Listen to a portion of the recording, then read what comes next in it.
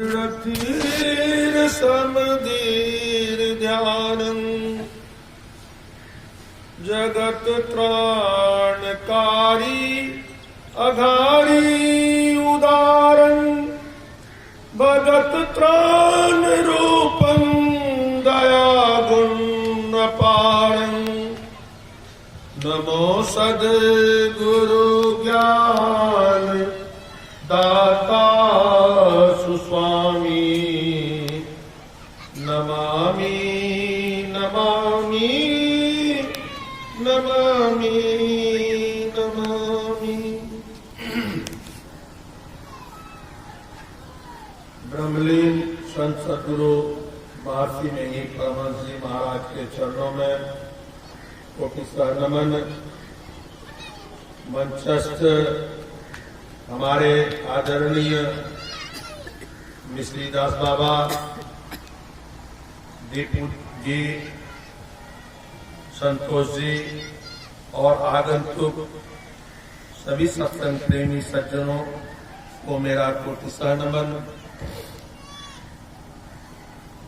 आज का पाठ तो बहुत गूढ़ है, उस विषय में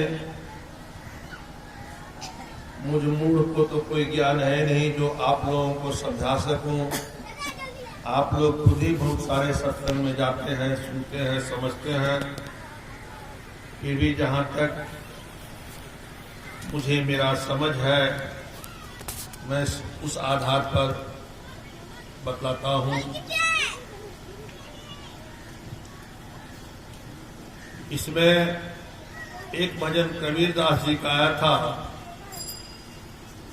साधो शब्द साधना कीजय, जाहि शब्द से प्रगट भय शब्द वाही शब्द कही लीजिए। विचार कीजिए, क्या ये सही है? हम विचार करते हैं, चिंतन करते हैं, मनन करते हैं तो पाते हैं कि वास्तव में ये सही है। मैं रात्रिकालीन सत्संग में कहा था कि 5 तत्व से ही ये शरीर बना है और 5 तत्व से ही यह संसार बना है। 5 तत्व में है क्षिति जल पावक गगन समीरा, पंचरचितया अधम शरीरा। क्षितिज माने मिट्टी, हमारे शरीर से जो भी ठोस पदार्थ निकलता है वो मिट्टी का ही रूप है। अंदर जो अग्नि है वो आग का रूप है और हमारे अंदर जो है शून्य है वो आकाश का रूप है और जो प्राणवायु है वो वायु का रूप है, समीर का रूप है। इसकी पूर्ति करने के लिए ईश्वर ने हमें ये 5 तत्व दिए।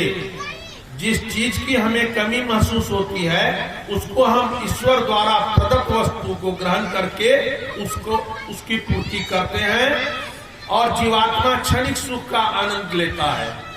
जैसे किसी को बहुत प्यास लगी, प्यास लगने के बाद आदमी विकल हो जाता है, क्या करते हैं? तुरंत जाकर ईश्वर द्वारा प्रदत्त पानी जो पेय है उसको पीकर जल की कमी को पूर्ति करते हैं। जैसे हमको भूख लगी, ठोस पदार्थ कुछ खाते हैं जो मिट्टी का रूप है, मिट्टी से उत्पत्ति लिया हुआ है, उससे हम उसकी पूर्ति करते हैं। श्वास लेने में परेशानी होती है, डॉक्टर लोग ऑक्सीजन उसी हवा से बनाते हैं और बना के हमको देकर उसकी पूर्ति करते हैं। शून्य, हमारे नाक कान में जो छिद्र है वह शून्य का ही अंश है। ठीक उसी तरह आप संसार में ही देखिए, आप टीवी देखते हैं, उसमें से आवाज गायब हो जाए आप भी परेशान हो जाइएगा। टीवी देखना अच्छा ही नहीं लगेगा, बोला कुछ है ही नहीं, आवाजें नहीं है, क्या सुनेंगे। अच्छा मान लीजिए कि आवाज है और रूप नहीं है, वो भी अच्छा नहीं लगेगा देखने में, खाली आवाजें आ रहा है।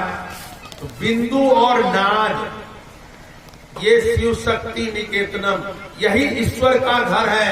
इसी की प्राप्ति का जो है उपाय, इसका प्राप्ति का साधन मनुष्य को बताया जाता है और ये मनुष्य शरीर में ही प्राप्त होगा।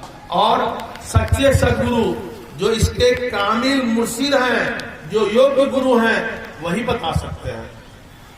मुसलमान भाई, हम लोग जिसको सुखमन कहते हैं उसको वो लोग सगले नसीरा कहते हैं।